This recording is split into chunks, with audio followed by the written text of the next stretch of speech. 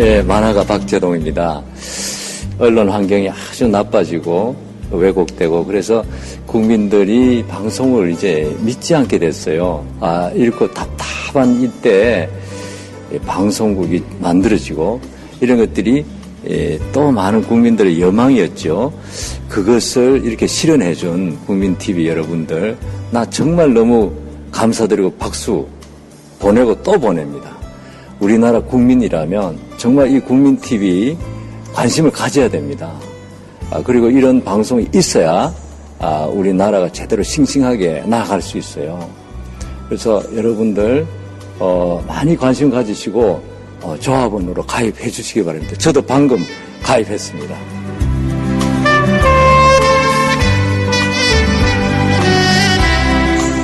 국민 만화가 박재동이 조합원으로 참여하는 국민TV. 모든 국민이 바라는 공정방송의 모델이 될 것입니다. 지금 조합원으로 참여하세요. 포털 사이트에서 미디어 협동조합 국민TV를 입력하세요.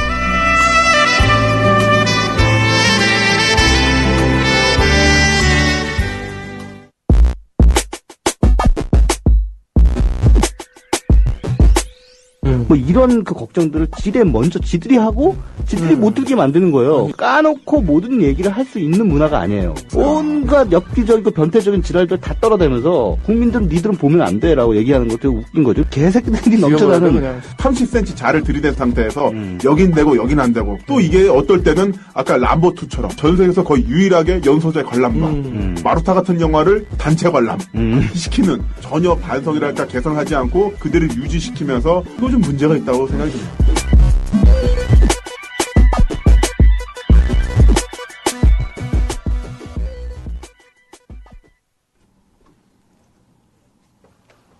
최광희. 김남훈의 네이키드 토크. 이거 적응이 안 되네요. 한 주 쉬었더니. 네. 아유, 많이 바쁘셨죠? 네, 뭐 애경사가 많이 겹치는 바람에 네. 지난주에 제가 그 본의 아니게 1시간 빠졌는데 어떻게 하나 또 궁금해서 이렇게 또 이렇게 추적 조사를 해봤어요. 네. 그랬더니 뭐 과감하게 네이키드 토크를 한 주 쉬셨더만요. 네, 밀어버렸죠. 예. 아유, 좋아요. 그런 그 의리. 네. 예, 정의가 역시 국민TV는 살아있다. 게스트가 사정이 안 될 때는 과감하게 그 코너를 안 한다. 그런 것도 있고요. 네. 다른 분 섭외하기가 쉽지가 않아서.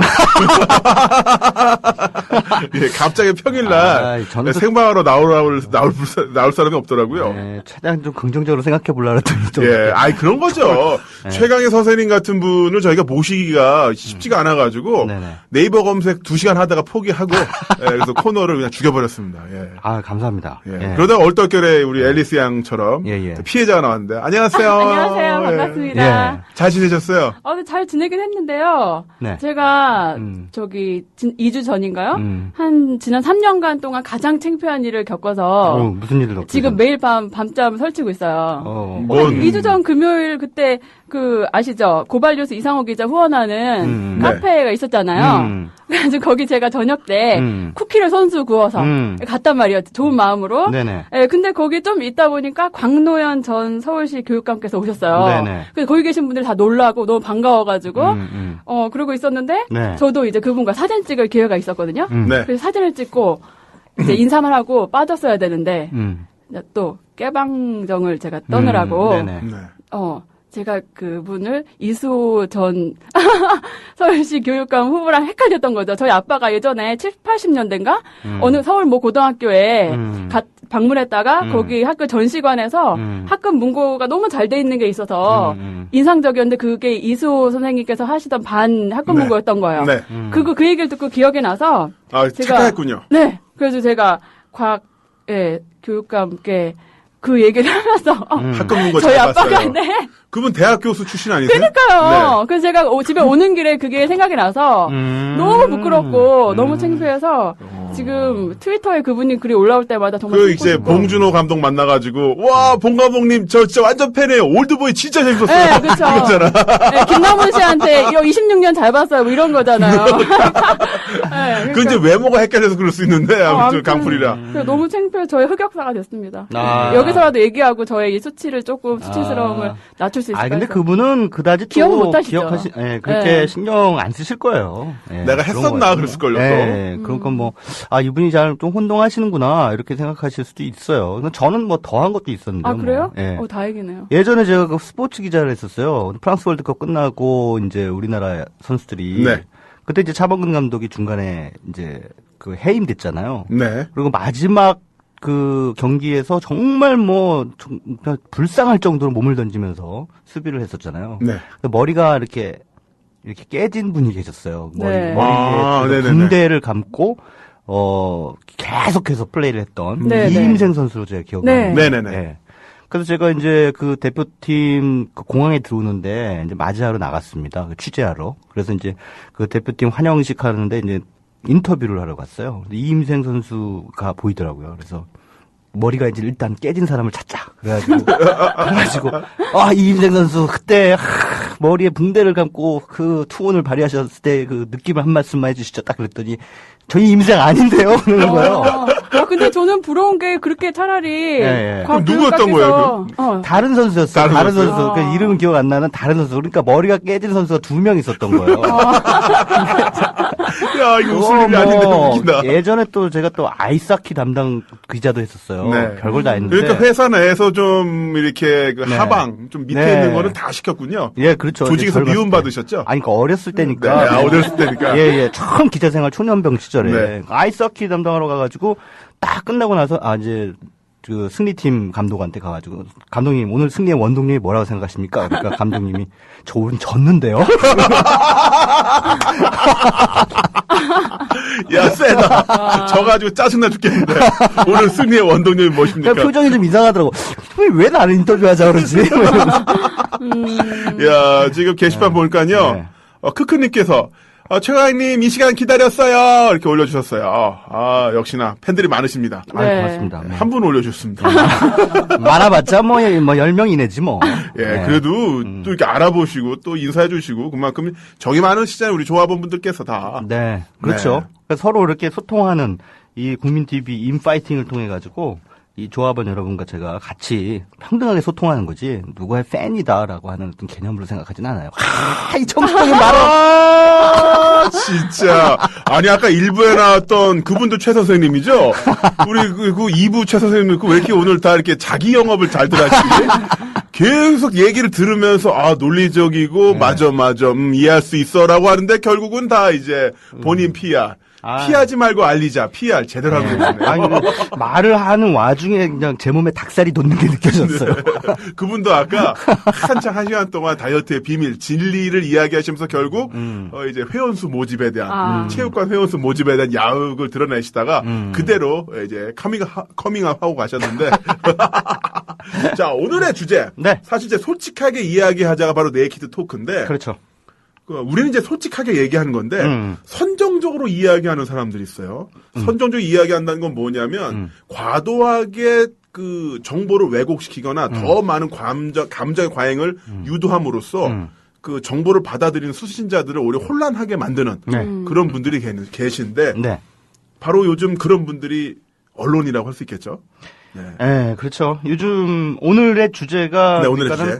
선정성 경쟁이라고 해야 되겠죠. 인터넷 언론들. 요즘 이제 인터넷 언론들 들어가 보시면은 뭐 무슨 말씀인지 아실 거예요. 굉장히 그 보기 민망한 그런 그 사진이나 화보 또는 글 자체도 좀 상당히 제목을 어떻게 저렇게 뽑을까. 낚시질의 어떤 달인들. 숨막히는 뒷태 뭐 이런 거. 충격, 아찔. 충격 뭐. 이따가 제가 그 사례들을 몇 개 좀 소개를 해드릴게요. 어떤 제목들이 있는지 제가 좀 사례 조사를 좀 해봤거든요. 이야. 그런 것들을. 한 주 쉬시면서 약간 위기감을 느꼈어요. 아니, 그 정도. 코너를 알린다는 것은 뭐 의리로도 볼 수 있겠지만 대체자가 들어온다면 또 여기 이제 성이 다른 사람이 들어올 수도 있겠구나라는. 저는 그렇게 막 정확하게 인생을 살진 않아요. 잘리면 잘리는 거고 그런 거지 뭐. 그런 거에 대해서 이렇게 일희일비하진 않습니다. 하면서 이제 말이 좀 길어지시는 게 다만 최선을 다할 뿐이세요. 다만 최선을 다할 뿐이에요. 네. 사실 이 주제는 오늘 그 앨리스님한테도 네. 좀 많이 좀 여쭤보고 싶은 네, 할 말이 부분이 많습니다. 있어요. 그러니까 제가 이제 아까 말씀드렸다시피 몇 개의 그 인터넷 언론, 요즘 뭐 인터넷 찌라시라고도 부르죠. 그러니까 뭐 사람들이 좀 비하해서 하는 말이에요. 그러니까 네. 기본적으로 도대체 저게 언론이냐, 잘 찌라시나 다름없지라고 해서 이제 비하해서 하는 말인데. 자, 몇 가지 사례를 좀 조사를 해봤습니다. 일단 며칠 전에 스포츠 동화라고 하는 매체의 주요 기사들의 헤드라인입니다. 제가 읽어드릴게요. 박기량, 비키니 입고 누워 아찔 자태, 숨 멎을 듯. 또 하나요. 고두림이 누구예요? 아세요? 모르겠어요. 들어본 적 있어요. 네. 터질 듯한 볼륨감, 아찔함, 등급은 19금? 이러고. 보고 싶어. 그 다음에, 유리, 더 성숙해진 몸매, 인형 각선미의 동공 확장. 나 이 사람들 정말, 제목 네. 뽑기의 달인들의 정말 예술가라고 불러야 돼. 이런 네. 제목들을 어떻게 뽑아내는지. 그 다음에 또 있어요. 여배우, 유방 절제 수술 후 근황 포착, 여전한 미모. 그렇죠. 여기서 여배우란 아마 안젤리나 졸리 네, 그런 거 아닐까 이런 생각이 드는데 스포츠 동화는 그나마 조금 얌전한 편이에요. 같은 네. 계열사인 도깨비 뉴스는 한술 더 뜹니다. 몇 개 말씀드리겠습니다. 4개만. 톱 여가수 MV가 이제 뮤직비디오죠. 네. 뮤직비디오에서 전라 노출 리얼 알몸 대박. 도대체 리얼 알몸은 뭐예요? 리얼 알몸. 가짜 알몸도 있고 리얼 알몸도 있어요? 마네킹으로 이렇게. 네. 아니 리얼 알몸은 뭐야? 그리고 더 웃긴 것부터 소개해드릴게요. 강예빈, 이분은 제가 개인적으로 알고 있는 분이에요. 네. 강예빈 가슴 전투력 100%. 와, 멋지다. 가슴 전투력이 뭐예요 도대체? 의자에서 전투적이란 얘기죠. 아니 뭐 가슴에서 미사일이 나가나? 아프로디테. 네. 마징가 제트에서 네네. 가슴에서 미사일 나가요. 그러니까 강예빈 씨 가슴에서 미사일이 나가나? 가슴 전투력이라는 표현은 도대체 어떤 네. 그 두뇌에서 생각해낸 단어인지 정말 이해가 안 되고요. 시스타라는 걸그룹의 소유라는 사람이 있나 봐요. D컵은 되나? 숨막히는 볼륨감. 그다음에 마지막으로 이수정 다 벗고 나올 기세. 최대 노출 초토화. 와, 최대 노출 또. 정말 대단한 표현력입니다. 대단한 표현력인데, 자, 이렇게 쭉 제가 이렇게 8개의 사례를 말씀드렸다시피, 다 공통점이 있어요. 뭐냐? 다 여자들에 대한 얘기입니다. 네. 여자들, 그리고 여자들의 노출, 여자들의 몸, 그것에 대한, 품평이라고 해야 되겠죠? 예, 여성들의 네. 몸매와 외모에 대한 품평. 그것도 조금 굉장히 그 민망할 정도의 선정적인 네. 어휘들을 동원해 가면서 가슴 전투력, 뭐. 왜 자꾸 읽으세요? 전라 노출. 전라 알몸. 리얼 리얼 알몸. 알몸. 리얼 알몸. 야. 이런 것만 가르쳐주는 무슨 그 기자 학원 같은 게 있나? 어떻게 이런 표현들을 개발해내는지 참. 제가 오늘 읽은 네. 제목은 더 심해요. 네, 태페미 말씀해주세요. 넘치는 란제리 패션. 태페미? 네, 그 다음에 태페미. 태페미란 말을 더 오늘 처음 읽은 것 같아요. 억대 연봉 볼륨녀, 지퍼 내려 가슴 볼륨 공개. 어떻게? D컵 볼륨녀, 원피스 지퍼, 배꼽까지. 이렇게 끈 하나로 지탱한 볼륨, 아찔, 뭐 이런 거 있잖아요. 네네네. 클릭 안 하실 수 있겠어요? 이런 제목 보시면? 저는 이제 많이 적이 돼서. 뭐가 재성이 저기가 되고. 뭐, 내성이 되고. 근데 예전에 스포츠 신문이 그랬어요. 뭐냐면은 스포츠 신문 전성기 때 그런 경우 많이 있었죠. 뭐냐면은 신문이 이렇게 있으면은 메인에 그 조판이라 할 때 폰트라든가 이거 열을 바꿔가지고 낚시를 하는 거예요. 그때 아직도 생각나는 게 김건모, 정성경 성폭행. 이게 한 줄에 있어요. 이거 뭐야? 이게 무슨 소리야? 500원 내고 샀죠? 샀더니만, 김건모 신보 얘기 따로 있고요. 정선경 씨의 신작 영화 따로 있고, 성폭행 기사 따로 있어요. 이게 한 줄에 배치됐는데 색깔은 달라요. 김건모는 파랑색, 정선경은 노랑색, 성폭행은 검정색. 배경 색깔이 달라요. 이거 레인보우죠? 하지만 이게 다른 거고요. 또 하나, 그 신문이 접혀져 있잖아요. 네네. 그럼 접혀져 있는 부분의 상단에 박찬호, 마구 써있는 거예요. 박찬호가 발을 딱 들면서 와인드업을 하면서 결연한 표정인데 마구를 던졌대요. 이거 뭐야? 박찬호가 마구를 던졌어? 이거 성공할 줄 알았어. 펼쳐봤더니만 그 밑에 마구 던져서 5실점. 공을 마구 던져서 5실점 했대. 근데 그거를 그렇게 해놓으니까 실점했다고 하면 사람들이 안 사보잖아요. 그렇죠. 박찬호 마구. 야, 레전드였습니다. 그렇죠. 그러니까 낚시 제목이라고 하죠, 보통 그런 거를. 네. 그 이 독자들은 이제 낚기 위해서 은근슬쩍 이렇게 자극적인 기사들, 자극적인 헤드라인을 뽑는 건데, 뭐 요즘에 그 인터넷 언론들의 이 자극적인 이 제목 뽑기 경쟁이 붙어 있는 건데 엄청난 경쟁이 붙어 있는 것 같아요. 보면은 뭐 아까도 말씀하셨다시피 아찔, 뭐 충격, 알고 보니. 뭐 이런 거, 알고 보니, 뭐, 이런 식으로 계속 그 궁금증을 유발해가지고 클릭하게 만드는 그런 방식으로 이제, 그래서 또 알고 보니 해가지고 들어가 보면 별거 아니에요. 그래서 보니까, 고로케닷컴이라고 그런 충격적인 제목만을 모아놓는, 충격적인 그 제목만을 모아놓는 사이트가 생겼어요. 그래서 살펴보니까 충격, 경악, 결국 멘붕, 발칵, 헉, 폭소. 이럴 수가 여기서 어떻게 표현을 해놨냐면, 뜻밖의 일이 생겨서 놀랐을 때 하는 말. 이게 사전적인 의미고 언론적인 의미로는 부디 꼭 클릭해달라고 독자에게 간곡하게 부탁하거나 독자를 낚아보기 위해 언론사가 기사 제목에 덧붙이는 일종의 주문이라고 해놨고요. 멘붕은 뭐라고 되어 있냐면 사전, 멘탈리티와 붕괴의 합성어, 사전적 의미. 그리고 2번 언론적인 의미는 기존의 충격 고로케에 걸리지 않기 위해 언론사들이 새롭게 활용 중인 접두어로 부디 꼭 클릭해달라고 독자에게 간곡하게 부탁하는 일종의 호객행위 이걸 하는데요. 불의 여신정이 두 번의 멘붕 나지완 후반기 보약됐죠. 작사가 멘붕 빠뜨린 읽지도 못하겠어. 점점점. 하여튼 뭐 이런 내용들이 많이 모여져 있어요. 참. 그러니까 어쨌든 그 인터넷 언론들의 낚시질 제목도 문제고 또 거기에서 또 한 걸음 더 나아가서 요즘에는 그 여성의 그 육체, 신체를 상품화하는 그런 굉장히 그 보기 민망한 선정적인 그 제목들 또 기사들 이런 것들이 아주 넘쳐나는데 앨리스 씨는 여성이잖아요. 여성 입장에서 이런 그 기사들을 보면은 어떤 느낌이 드세요? 어떤 느낌이 드냐면 일단은 저는 공급이 이렇게 많다는 거는 수요가 있으니까 공급이 있는 거잖아요. 그러니까 무조건 공급자만 나쁘다고 얘기할 수는 없는데 클릭해서 보는 새끼들이 있으니까 이게 다 이런 다들 보죠. 우리 그런 새끼들이잖아요. 다. 저를 포함해서. 근데 여기서 보면 막 이런 거 있죠. 아까도 말했지만 허리는 22인치, D컵, 볼륨 몸매, 뭐 짜릿한 S라인 뭐 이렇게 나오잖아요. 근데 이게 하나님의 능력으로 그런 몸매는 거의 불가능해요. 제가 저를 비롯해서 제 주변에 많은 사람들을 봐왔잖아요. 불가능하다고요? 거의 불가능해요. 그거는. 물론 저는 그런 예외를 저는 본 적이 없는데 수술을 통해서만 의학의 힘을 빌려서만 가능하죠. 왜냐하면 그 가슴 조직에는 지방이 많기 때문에 몸이 22인치, 허리가 22인치가 되려면 D컵이 될 수가 없습니다. 그래가지고, 만약에, 그러니까, 하나 예를 드는 거예요. 1부에서도 가슴 이야기를 많이 했었군요. 근데 2부에서 가슴 이야기를 하게 되니까. 아니, 뭐, 그래도 가끔 그런 그 예외적인. 신의 축복을 받은 사람이 있어요. 있긴 있어요.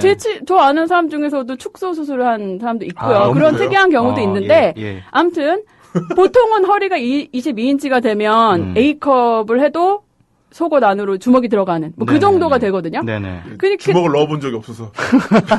뭐 저도 들은 얘기예요. 저도 들은 얘기인데 그 정도 그러니까 뭐 여기서 말하는 아름다움의 기준이라는 게 자연스러운 그 상태에서 너무 많이 벗어난다는 거죠. 그러니까, 벗어난 거를 너무 알리고 사람들이 또 그걸 기준점으로 삼게 되고 자기의 몸을 혹사하고 또 그런 것을 이용해서 이제 상업적으로 클릭수를 유도하기 위해서. 그렇죠. 그러니까 만약에 그런 가슴 수술이라든지 그런 걸 받지 않은 여자들 입장에서는 나는 아름답지 않게 느껴지고 쟤네들은 좋겠다. 날씬한데 볼륨감도 있고 되게 뭐랄까요 본인을 여자분들 역시 틀리구나. 남자들은 보고 그냥 웃고 넘기는데. 아 그러세요?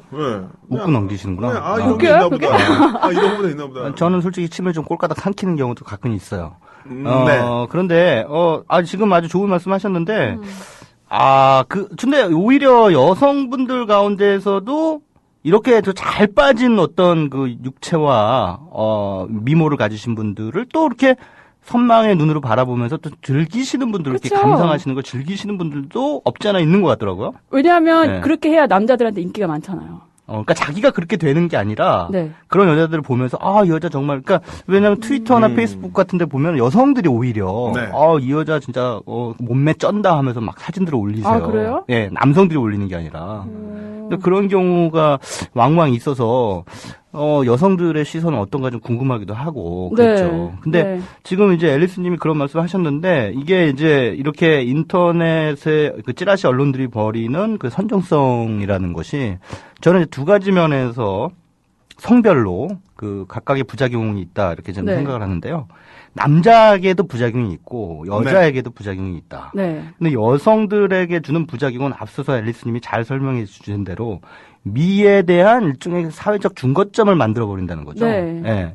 아름다움은 이거야. 네, 라고 그렇죠. 그냥 이 언론들이 이게 예쁜 거야. 라고 하면서 하나의 기준점을 그냥 획일화시켜서 제시해 버리니까 사람들이 보기에 그게 그냥 예쁜 거예요. 그러니까 일단 가슴이 커야 되고 허리는 잘 녹여야 되고 눈은 또 커야 되고 네. 코는 오똑해야 되고 입술은 약간 도톰해야 되고 압구정역 4번 출구에 붙어있는 포스터. 네네네. 포스터 똑같은 얼굴 되는 그렇죠. 네. 그런 식으로 하나의 그 획일화된 미적 기준을 만들어 버리니까 거기에서 분명히 소외되는 사람들이 있단 말이에요. 그쵸. 아까 지금 말씀하셨다시피 나는 그렇지 않아서 이거 그렇게 약간 자신감도 떨어지고 그러니까 너무 이렇게 여성들을 외모로만 품평하다 보니까 여성들 그만큼 자신의 외모에 대해서만 신경을 쓰게 만들고 네.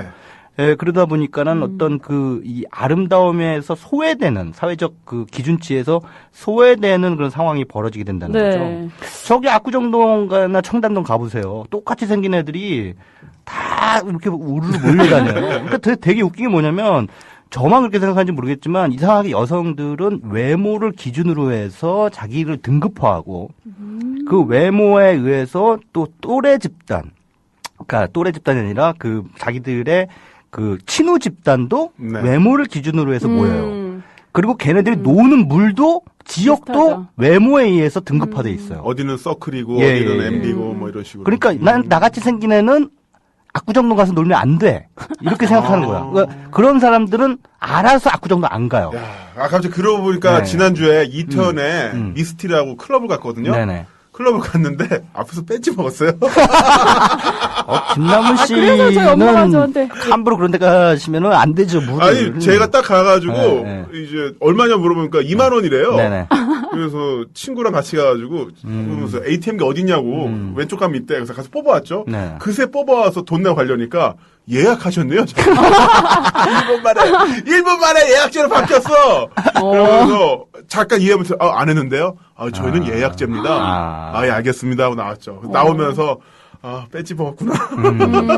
그러니까 그렇죠. 그러니까 그런 식으로 사람을 외모로 근데 평가하고 그런 데서 이제 나름의 물 관리하는 건 이해를 하는데 이해를 합니다. 근데 이제 최 선생님이 말씀하시는 거는 인간적인 친목 관계까지도 네네네. 친분 관계까지도 등급을 매기는 예, 말을 외모를 하는 규정을 하게 되고 또 나 정도 생겼으면 뭐 압구정동 정도에서 놀아줄 수 그러니까, 있지. 그런 애들만 또 모여요 거기에. 저 압구정동 주민 여러분 죄송합니다. 아무튼 거기에 그런 사람들이 모이는 경향성이 있다는 건 분명한 사실이잖아요. 저는 그런 네. 외모 지상주의 또는 외모를 가지고 품평하는 게 네. 남자들한테 엄청난 부작용이 온 게 네네. 요즘 수영장을 가면요 남자들도 몸짱 아니면 다 티셔츠 입고 있어요. 배를 가려요. 저 어렸을 때 다들 기억해 보시면 남자들은요 일단 여름에는 다 쓰레빠에 반바지에 란닝구 입고 돌아다녔어요. 네. 자영업 하시는 분들은 수영장 가면은 다들 반바지 입고 배가 나왔든 뭐 몸짱이 됐든 간에 진짜 퍼져 있는 게 남자들의 특권 같은 재미가 있었는데 요즘 수영장 가면은 애나 어른이나 나이 먹은 사람이나 다 몸짱 아니면 다 티셔츠 입고 있습니다. 네. 배를 가리고 있어요. 그렇죠. 저도 당연히 티셔츠를 입고 있어요. 그게 물놀이 이제 제가 보기에는 그 남자들의 몸도 상품화되는 거죠. 그러니까 예전에 이제 우리가 그냥 수천 년 동안 여성들의 몸을 상품화시켰잖아요. 여성들을 네. 대상화하고 점수를 매고 뭐 쟤는 10점 만점에 뭐 하다못해 노래에도 10점 만점에 10점 사람한테 점수를 매고 이것들이 이런 썩어 뒤지놈들이 네, 그러니까 하루 이틀 90점 이하니까 일인가요? 빼지 먹는구나. 그러니까 어떻게 사람한테 점수를 매길 수 있냐고 10점 만점에 사람의 4점 외모에. 나가. 최 선생님 안 그러셨어요? 저도 중학교 때 철없을 때는 그냥 제 A 플러스 네. A 마이너스 네. 이렇게 한 적은 있어요. 부끄럽지만. 철없을 때 얘기고. 네. 자, 아무튼 그렇게 해가지고 여성들이 그런 그 부작용을 갖는다. 근데 또 남자들한테도 부작용이 뭐냐면 여성들을 대하는 태도가 뭐랄까요. 그 외모를 기준으로 해서 여성들을 대하게 되잖아요. 네. 그리고 여성들을 대상화해서 성적인 대상으로만 바라보게 되는 이런 기사들을 계속 반복적으로 보는 사람들인 경우에 더더욱 여성들을 하나의 인격체가 아니라 어떻게 그쵸. 좀 해볼까라고 하는 어떤 섹스의 대상으로 네. 바라보게 될 가능성이 더 높다라고 볼 수가 있겠죠. 네. 모 개그맨, 네. 개그우먼 여자분이 그런 네. 얘기를 했어요. TV에서 여자가 나올 때, 네네. 그 남자 시청자들이 보고, 쟤 좀 어떻게, 어떻게 쟤 좀, 어퍼트를 이렇게, 네. 그쵸. 그렇게 하게끔 느낌을 줘야만, 그, 연예계에서 살아남을 수 있다. 네. 이렇게, 그게 개그우먼이든 가수건 탤런트건 상관없이. 네. 그러니까 여자들이 다 그런 성적인 미만 이렇게 강조할 수밖에 없는, 그게 좀 안타까워요. 예를 들어서 배우면, 그 사람의 연기라든지 개성이라든지 이런 거로도 평가가 됐으면 좋겠는데, 네네. 그 사람의 그 성적 매력만 보여줘야 되고, 네. 그래야 살아남을 수 있다는 이 현실이. 그런 게 또 어떻게 본다면은 그런 걸 함으로써 어떤 분들은 네. 예를 들어 신인이라든가 아직 이름을 알리지 못한 분들은 이런 네. 선정적인 기사의 아이템으로라도 선정이 돼서 네네. 네이버나 다음에서 메인에 노출이 되고 검색어 1위가 되어야만 네. 또 자신의 이름을 알릴 수가 있고 그쵸. 또 실제로 그런 식으로 해서 유명인이 되기도 해요. 네. 기회를 잡기도 하고. 그렇죠. 그러면 그렇게 하지 않는 배우들 같은 경우에, 네네. 예를 들면 성적 매력을 굳이 노출시키지 않는 배우들 같은 경우에는 다른 노력을 아무리 해도 그 경쟁에서 살아남을 수가 없다는 얘기잖아요. 그게 참 안타까운 거예요. 예를 들면 성적 매력도 굉장한 매력인데, 네네. 그런 매력도 있는 거고, 다른 다양한 매력도 있는 거잖아요. 다른 네네. 아름다움도 있는 건데, 그런 것들은 다 네. 이제 없어지고, 예. 성적인 것만 다 그렇죠. 남는다는 것이. 그러니까 사회적인 분위기를 만들어낸다는 부분에서 이러한 선정성들이 문제가 있다고 저는 보는 거거든요. 네. 그러니까 특히나 저는 그렇게 생각하는데 이게 너무 멀리 나간 얘기인지는 모르겠습니다만 최근에 뭐 어떤 성폭행이나 성희롱 네. 뭐 이런 사건들이 계속 벌어지고 있는 게 사실 이런 기사들이 간접적인 영향을 저는 미친다고 보거든요. 그러니까 이런 그 여성을 성적 대상으로 상품화하는 기사들을 계속 반복적으로 보는 사람들. 그런데 스스로 그런 여성들을 만날 수 있는 기회는 적어. 없죠. 현실과 이상 간의 강예비를 간극이- 내가 어디서 네. 만납니까? 네, 그렇죠. 그러니까요. 저는 만났어요. 아, 어쨌든 이 현실과 이상의 간극이 커지면 커질수록 자기 안에 내면적 부조리가 생기는 거죠. 그러니까 분열증이 생기는 거예요. 네. 그렇게 되면 그걸 어떻게 풀 것이냐라고 하는 부분에 있어서 뭔가 폭력적인 방식으로 어떤 여성, 쟤는 사람이 아니야. 쟤는 내가 오늘 따먹을 여자야. 이렇게 지금 이런 표현 써서 죄송합니다만 아무튼 그런 심리 기제라는 거죠. 네. 저는 좀 산업적인 측면을 보자면요. 선정적인 기사와 연예인의 노출 사고라는 게 네네. 하나의 그 사업 아이템이 된 게 네. 몇몇 연예인들은 일부러 그걸 이용을 해서 네. 자신의 존재를 알리려고 하고 몇몇 언론사들은 그걸 통해서 네이버나 다음에서 네, 네. 높은 클릭을 보장받음으로써 네, 네, 그걸 통해서 다음 달 컨텐츠 프로바이더 입금되는 금액이 올라가고요. 네. 포털 사이트는 그걸 통해서 또 검색 장사를 하고 네. 그렇죠. 그러니까 하나의 어떤 상품이 된 거고 이런 게 좀 더 확장하다면은 확장되는 걸 보면은 예. 지하철 폐륜녀 예. 아니면은 뭐 만취녀 폭행, 네네. 홍대 만취녀 폭행 사건 네. 이런 것처럼 아주 자극적이고 선정적인 것들만 계속 포털 사이트 메인에 올라가고 예. 그게 또 계속 그 퍼지면서 예. 전반적인 컨텐츠의 질이 악화되는 거죠. 네. 그렇죠. 가장 인상적이었던 게 뭐냐면은 네. 그 얼마 전에 김종학 PD님이 네네. 어제였죠. 네. 돌아가셨는데 야 저는 부고 기사가 이렇게 제목 붙는 건 처음 봤어요. 뭐라 그랬는데요? 노출 논란 여민정. 김종학 PD 사망에도 하늘에서 아. 편히 쉬시길. 와, 심했네요. 뭐 차마 제가 언론사 이름을 뭐 말해도 근데, 돼요. 예. 야, 자 노출 논란 여민정 김종학 PD 사망에도 하늘에서 편히 쉬시길. 아니 부고 기사를 쓰려면 부고 기사만 쓰던지 아니면 노출 논란 여배우를 쓰고 싶으면 그것만 써야지. 맞아. 이걸 결부시킨 게 이게 어디 있어요? 이건 사자에 대한 고인에 대한 예의가 아니잖아요. 그쵸. 공인에 대한 예의도 나발이고 일단 클릭수만 높이면 된다. 그만큼 우리나라의 그 인터넷 찌라시 그 새끼들이 기본적으로 크레이지, 그러니까 약간 좀 돌았단 얘기예요. 일사쌍피도 이 정도면 레전드죠. 네. 부고는 부고대로, 네. 노출 논란 노출대로. 우리 언론 환경이라는 것이 기본적으로 상당히 또라이스럽다. 네. 지금 그렇다라고 진단할 수밖에 없고 그 이유는 과연 무엇일까에 대해서 사실은 조금 그 구조적인 문제에 대해서 언급을 이제 해야 되는데. 네, 그 부분은요. 조금 음악을 듣고 나서. 네, 음악을 또 우리 PD님이 이제 열 좀 시키라고. 포미닛에 물 좋아. 선곡 쩐다. 쩐다 진짜. 쩐다. 헐. 물 좋아 듣겠습니다.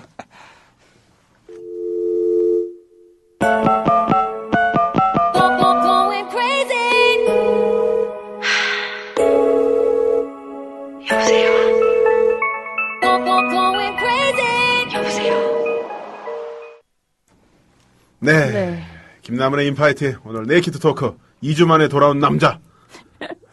그 남자 함께하고 있습니다. 네. 앨리스도 2주 만에 돌아왔고요. 네. 좋죠? 아니요. 그리웠어요. 안 좋았나 봐. 왜 이렇게 셋이 다 안 맞아? 우리 같이 방송 사람들 맞죠? 저는 그리웠습니다. 아, 고맙습니다. 네. 네. 사실 전 딱히 그리워하진 않았고요. 네. 이따 같은 방송 끝나고 뭐 라면이나 같이. 네. 아니 오늘 점심 때 라면 먹었는데요. 아 그래요? 나중에 드시죠. 자, 이런 선정성 논란이라는 게 여러 가지가 의미가 있는 것 같아요. 그러니까 뭐 노출에 대한 선정도 있습니다만 어떤 이슈, 네네. 어떤 사건, 사안에 대해서 전체를 관통하는 네네. 그 통찰하는 그런 모습을 보여주지 않고 일부분만 확대 왜곡함으로써 그렇죠. 결국은 아주 말초적인 반응만 끌어내는 거. 네네. 이런 경우 많이 있지 않나요? 그렇죠. 이거 관련해가지고 이제 그런 논란들이 있어요. 그러니까는 이런 언론들만 문제냐. 이거 클릭해가지고 보는 인간들도 문제 아니냐. 그런 인간들이 있으니까 이런 걸 하지. 네. 이렇게 이제 말씀하시는 분들도 계세요. 그러니까 수요가 있으니까 공급이 따르는 것이지. 우리가 뭐 억지로 했냐. 여기 클릭하게 네 손을 여기다 묶어놨냐. 아니잖냐. 네가 클릭한 거 가지고 왜 그리고 그래. 이런 기사들이 또 클릭수 올라가는 게 사실 아니냐. 또 클릭수 떨어지면 우리 CP 여기서 빠지면 니네들 책임질 거냐. 그렇죠. 그렇게 왜냐면 제가 CP 했었거든요. 잘 알아요. 그렇게 생각하는 경우가 있는데 이제 문제는 뭐냐면 그래요. 이런 언론, 그러니까 이런 기사가 아예 이 사회에서 필요 없다는 건 아니에요. 있으니까 표현의 자유나 다양성이라는 차원에서 그렇죠. 네. 분명히 뭐 존재할 수도 있다라는 저는 생각해요. 근데 이게 문제가 뭐냐면 온갖 군데서 다 나오니까 이게 문제예요. 그러니까 전체적으로 인터넷을 완전히 도배하다시피 하고 있다. 그게 뭐냐면 뭐 일간 스포츠라든가 스포츠 언론들 있잖아요. 연예 언론이나 이런 애들은 선정성을 좀 가져가도 된다. 뭐 그 정도 뭐 걔네들은 어차피 그런 성격이니까. 미국이나 영국에서도 선지라든가 그렇죠. 이런 타블로이드 신문 보면은 난리도 아니거든요. 그건 뭐 그렇게 해라. 근데 문제는 뭐냐면 다 그런다는 거예요. 다. 그러니까 소위 말해서 정론을 표방하는 그 신문들 있잖아요. 네. 이런 애들도 똑같이 그런 선정성 경쟁을 하고 있다는 게 문제입니다. 그래서 그런 선정성을 추구하는 매체와 그렇지 않은 매체가 분명히 구분이 돼야 되는데 이게 구분이 안 되고 있다는 게 한국 언론 환경의 가장 큰 문제라는 거예요. 너무 지나치게 상업화되고 있는 상황이라는 거죠. 지금 네이버 뉴스 스탠드의 오늘자 기사에서 제가 몇 가지 그런 뉴스들을 추출해 봤습니다. 네. 매일경제에 주로 이제 이 우측 하단에 이런 기사들이 많이 떠요. 네. 인터넷 뉴스팀에서. 네네. 제시카 고메즈 환상적인 뒤태. 날샵의 지율. 엉덩이 파격 노출. 와우. 이 매일경제입니다. 네. 네, 한국의 경제를 걱정하시는 분들이 날샵의 지율의 엉덩이도 역시 걱정하시고요. 네. 조선일보. 수지. 짧아도 너무 짧은 의상. 네. 참 조선일보 하면은 우리나라의 대표적인 보수 신문이죠. 네네. 예, 또 에헴, 하시는 분들 많이 보는 그런 신문인데 예, 여기도 선정성 못지 않습니다. 그러니까 뭐 윤창중이 뭐 엉덩이 만든 거 가지고 뭐 그게 뭐 문제냐? 이 조선일보 독자들이 그따위 소리나 하고 있는 거예요. 그러니까 에헴, 하지만 뒤로는 다 호박씨 까고 있다는 그렇죠. 얘기죠. 네. 또 한 가지 한국일보입니다. 요즘 한국일보 문제 많죠. 굉장히 내용이 좀 심한데. 네. 기자들 다 쫓아낸 상황에서 이러한 기사를 올리고 있습니다. 그녀들의 아찔한 비키니 맵시. 달랑 한 벌 속옷만 걸친 미녀들. 네. 클릭하고 싶어지죠. 네. 중앙일보 미모녀 가슴 드러낸 채. 그 어쨌단 말이야. 드러낸 채. 그 미모녀가 뭐 배우인지 일반인인지 왜 그랬는지 뭐 제목이 어느 정도 좀 뭐가 나와야 되는데 그냥 그렇게만 나와 있는 네네, 거죠. 그렇죠. 그리고 올라갔는데 너무 짧은 상의. 어쨌다는 얘기야. 그리고 서울신문 가슴 노출 여민정 전라로. 예. 전민정 씨 또 나오네요. 예. 원자현 가슴이 클라라보다 점점점. 가슴이 클라라보다 뭐 크다는 거야, 작다는 거야, 뭐 어쩌다는 거야. 동아일보는 동아일보. 왜?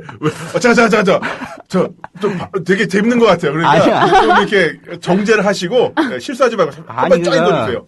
나는 동아일보라는 신문에서 이 역사와 전통을 자랑하는 동아일보. 손기정. 예. 그 일장기를 지웠던 그 민족신문을 자랑하는, 물론 친일파 신문이지만 동아일보에서 이런 기사가 나온다는 것 자체가 너무 허망해요. 여 톱스타 노팬티 의혹. 저도 봤어요. 의혹. 아, 진짜예요? 네. 뭐, 오늘자 동아일보 우측 하단에 나와 있는 기사입니다. 여 톱스타 노팬티 의혹. 진짜 준비 많이 하셨네요, 그런데. 그러니까 이게 우리나라 언론의 현주소예요. 게스트가 이래야 돼. 강백이 배워야 돼, 진짜. 네. 그래서 제가 한번 뒤져봤습니다. 과연 외국의 언론들은 어떤가? 그래서 미국의 워싱턴 포스트라든가 뉴욕 타임스, 일본의 요미우리 신문 사이트에 들어봤습니다. 단 한 곳도 여성이 노출된 상태로 나와 있는 신문 화보나 기사가 없었습니다. 이따 오늘까지. 예. 단 한 곳도. 워싱턴 포스트, 인터넷판, 뉴욕 타임스, 인터넷판이요. 예, 그리고 일본의 요미우리 신문. 정론이에요. 그야말로 그 사회의 중요한 이슈들을 쫙 나열해놨지. 거기다가 사람들의 클릭질을 유도하기 위한 여성들의 노출 사진, 비키니 사진 이런 거 안 실었어요. 그러니까 기본적으로 걔네들은 언론으로서의 기본 양식이 있다는 거죠. 우리나라에 지금 제가 지금 그 거론한 매일경제, 조선일보, 한국일보, 중앙일보, 서울신문, 동아일보 이 새끼들은 언론이 아닌 거예요. 기본적으로. 예, 장사치지. 예. 그러면서 언론인 척 하잖아. 그렇죠. 그게 우리나라 언론 환경의 문제라는 게. 왜 이렇게 됐을까? 저런 기사들을 보면은 재밌는 게 기자 이름이 없어요. 네네. 인터넷 뉴스팀. 아, 그래요? 인터넷 속보팀. 이렇게 하고 팀으로만 나와 있고 본인 실명은 안 올려놓습니다. 왜냐하면 좀 뻘쭘한 거예요. 그쵸, 자기도. 서로. 또 노팬티 의혹 기사에 자기도 쪽팔리겠지. 김남훈 이렇게 넣긴 좀 그렇잖아요. 그러니까 지 이름 나가는 거 얼마나 쪽팔리겠어. 예. 그러니까 이름 못 넣는 거지. 인터넷 뉴스팀 뭐 이런 식으로. 인터넷 뉴스팀으로. 예. 근데 또 이런 거 클릭하면은 이게 왜 이제 클릭수를 높여야 되냐면 결국 광고 때문에 그런 거잖아요. 그렇죠. 거기에는 광고 노출 빈도에 따라서 자기들이 돈을 벌기 때문에. 근데 또 그 광고도 민망해요. 광고들도 민망해. 웬 놈의 조루증. 저기 진짜 대한민국 조루의 나라야. 그리고 근데 정말 궁금해요. 미칠 것 같아. 근데 더 웃긴 건 뭐냐면요. 이게 그 키워드 검색을 통해서 붙게 되잖아요. 네네. 이거를 잘 붙여야 되는데 어떨 때는 그 성폭행 사건 기사에 그런 광고가 붙어요. 어디서 성폭행 사건이 일어났는데 뭐 피해자는 현재 뭐 치료받고 피의자는 뭐 구속 중이다. 그 밑에 조루 해결 15시간 연속 뭐 이런 식으로. 아 진짜 민망한 거지. 이게 아니 뭐지, 그러니까 대한민국 남자들은 전부 조루증에 발기부전이야. 아닙니다. 건강한 남자 많고요. 40대 넘어서 또 활발하게 하는 사람 진짜 많아요. 아니, 게다가 또 보면 여성들은 죄다 불감증이에요 또. 아 근데 진짜 너무 그리고 죄다 요실금이야. 그러니까. 이게 화장실 다 들리고 어떡해. 무슨 놈의 광고들이 참 그따위 것밖에 없냐고. 비뇨기과 무슨 뭐 항문외과. 아니 중요하긴 하죠. 중요하긴 한데 그러니까 그 컨텐츠를 만든 목적이 결국 광고 클릭하기 위해서 만든 거잖아요. 그렇죠.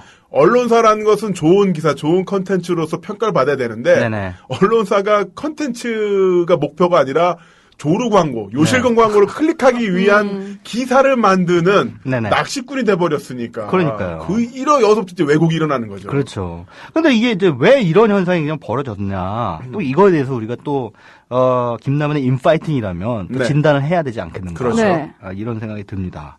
왜 이런 현상이 벌어지고 있느냐.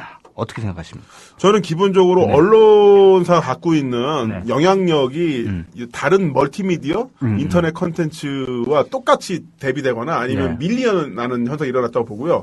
그러면서 언론사 자체로 그 수익을 만들 수 있는 구조가 약화되면서 포털 사이트, 그러니까 클릭 광고, 포털로 유입된 트래픽과 이 광고 수익에 너무 의존하다 보니까 언론사가 이제 CP가 돼버린 거죠. 단순히.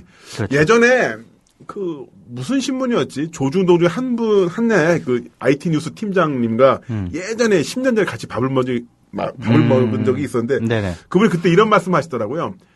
예전에 우리가 웹사이트, 야후나 네이버 다음 기사를 쓰면 그쪽에서 먼저 연락이 왔는데, 요즘은 우리 회사 기자들이 자기 기사가 네이버 메인에 올라갔는지, 다음에 올라갔는지, F5를 누르면서 확인을 한다고.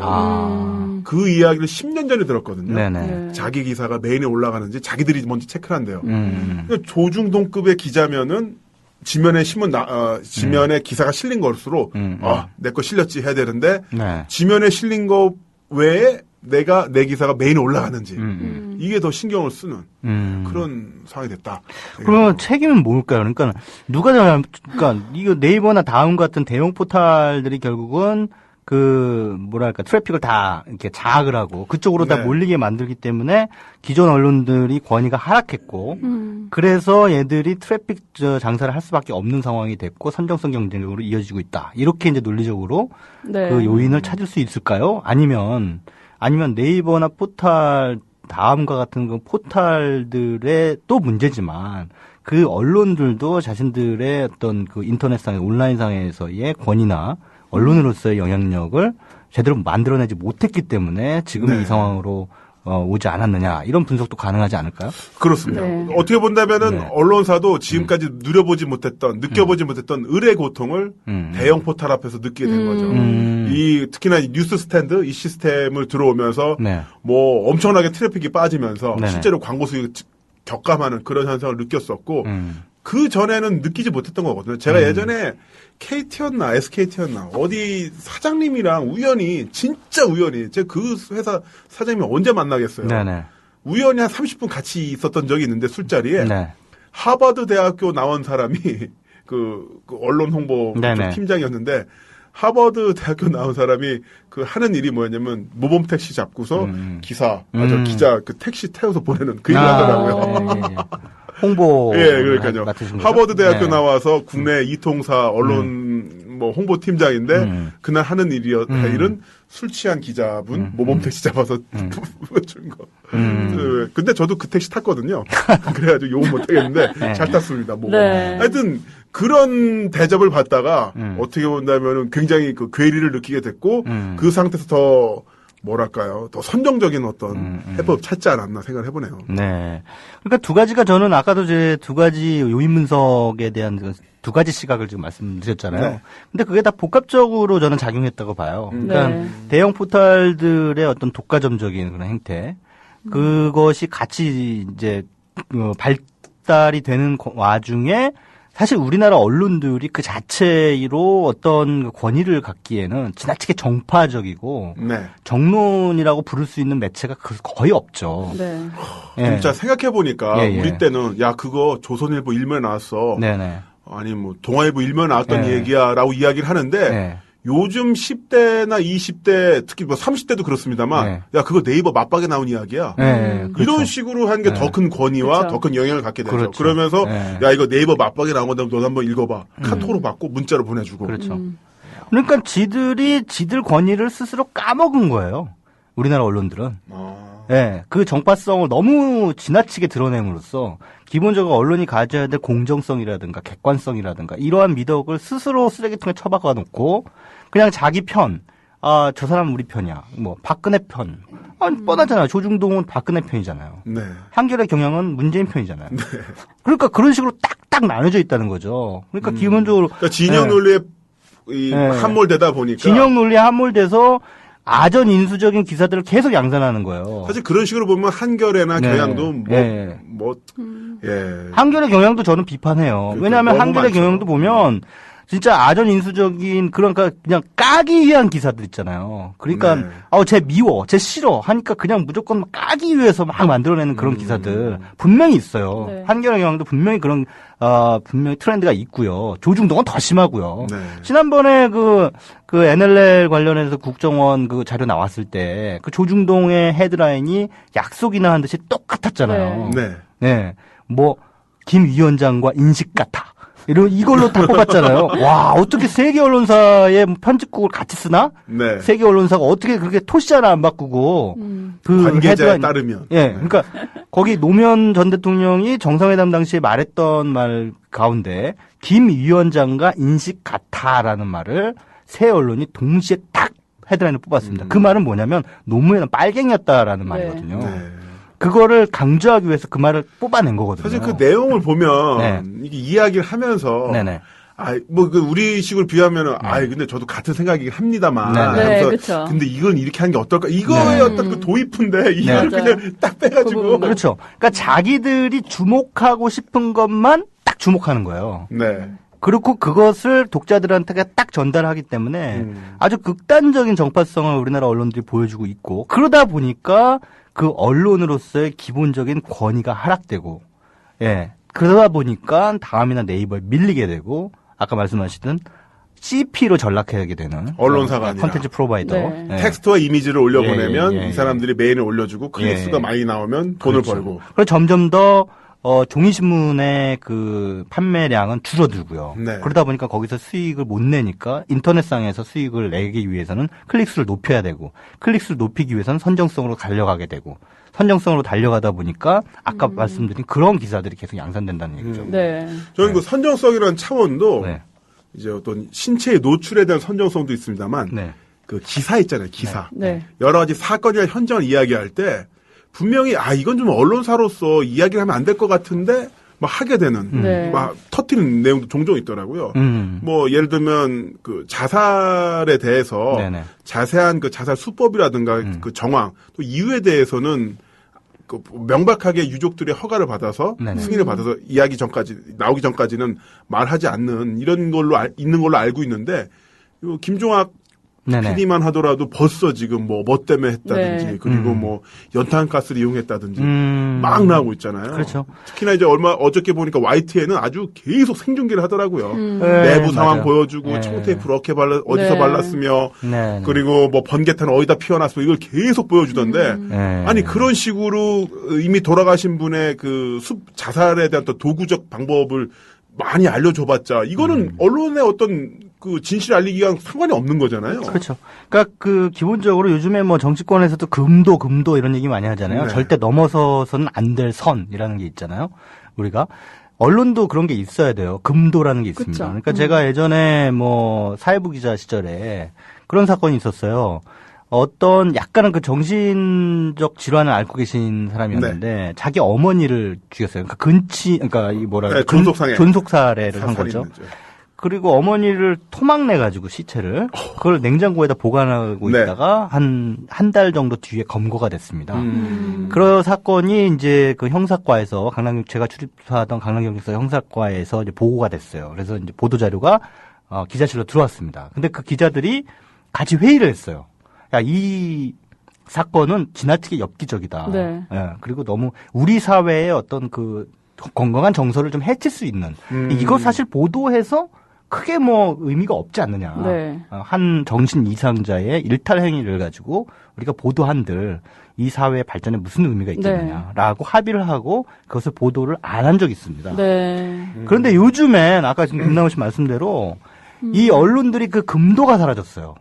금도가 사라지면서 그냥 속보 경쟁, 선정성 경쟁으로 막 치달아가는 거죠. 그러다 보니까 일부러 파도 맞으려고 태풍 불어오는데 그 방파제에 올라가가지고 그 재난 뉴스 보도할 때도 기자들이 이 재난의 어떤 예를 들어서 바람이 현장감 태풍이 지나간다고 하면은 어디로 지나가고 어떤 피해가 있을까 이야기하는데 그냥 그 앞에 다들 날아가는 거야. 온몸으로 불사르는. 이게 점점 세져요. 웃긴 게 뭐냐면 태풍이 상락한다. 작년에 보면은 해안가에서 처음에는 저 멀리 있을 때는 우산이 날아가는 모습을 보여줘요. 좀 지나면 우비를 붙잡고 막 서 있다가 나중에는 전봇대를 붙잡고 막 하고 다른 채널 보면 이 기자는 아예 물속에 들어가 있어요. 허리까지. 허리까지 잠기는 상황에서 이러면서 뭐랄까 뉴스가 팩트가 아니라 스펙타클을 보여주는 맞아요. 그 도구로서 기자가 거기 들어가 있는 건데 아니 그러려고 보낸 거 아니거든요. 그렇죠. 예전에 그러니까 특히나 방송 언론 같은 경우에는 이제 그림이 굉장히 중요해요. 그러다 보니까는 그렇게 뭐 위험한 취재를 하게 되고 그러다가 또 목숨을 잃는 경우도 있습니다. 또 모 언론사의 그 촬영 기자도 그렇게 뭐랄까요, 좀 이렇게 더 현장감을 내기 위해서 굉장히 위험한 곳에 갔다가 결국은 익사를 당하고 말았거든요. 얼마 전, 예전에 한 10여 년 전에 그 아시아나인가요? 대한항공인가요? 기억이 안 나는데 괌에서 한번 떨어진 적 있죠? 네, 대한항공. 대한항공인가요? 추락한 적이 있었는데 그때 MBC 뉴스를 보는데 MBC 기자가 이 떨어진 자리 옆으로 이렇게 갈숲이 이렇게 있었어요. 근데 크게 자라 있었어요. 사람 키만큼. 그리고 그 갈숲을 괜히 막 헤치고 가는 거예요. 막 헤치고 가면서 보시는 것처럼 이 갈숲을 헤치면서 탈출한다는 것은 불가능했습니다. 이런 식으로 얘기를 하는 거예요. 근데 실제로 아무도 그 갈숲 밖으로 나간 사람은 없었습니다. 시도한 사람도 없었고요. 그렇죠. 비행기 떨어져서 그냥 누워 있는 거죠. 975 올 때까지. 그러니까 거기를 왜 쓸데없이 거기 갈숲 밖. 그러니까 그런 거는 왜 하냐? 결국은 그림 때문에. 그러니까 뭔가 스펙타클을 보여주기 위해서 연출을 하는 거예요. 그렇죠.